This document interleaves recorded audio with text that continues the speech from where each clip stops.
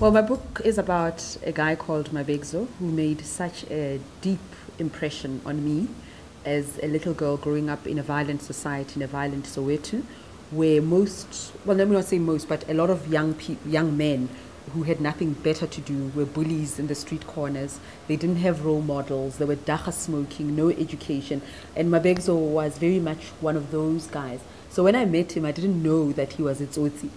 But I got so attached to him, so charmed by him.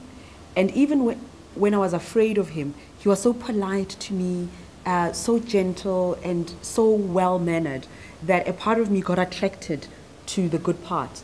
My relationship with my Mabegzo was so weird. It was so weird. It just defied what was expected of a little girl of 11 years old and what was expected of a 22-year-old thug. I was often overwhelmed by this relationship. I was always scared, and I think that's what added to the thrill and the excitement. And over the years, long after he died, I tried to reconcile the bad and the good. I wanted to understand where he came from. I wanted to understand whether there's something that we do in our families and our communities that give rise to the monsters who terrorize our streets. It makes me angry that our society is so brutal towards women and children. I feel that South Africa is a country that hates women and children because the level of seriousness when it comes to sexual crime is absent. And so I guess I feel that way strongly about sexual violence because I'm a woman and I was a child who lived with the looming threat of sexual violence. You know, I grew up with the fear, real fear, that that's what was going to happen to me, and it nearly happened in my home. I was nearly raped in my home.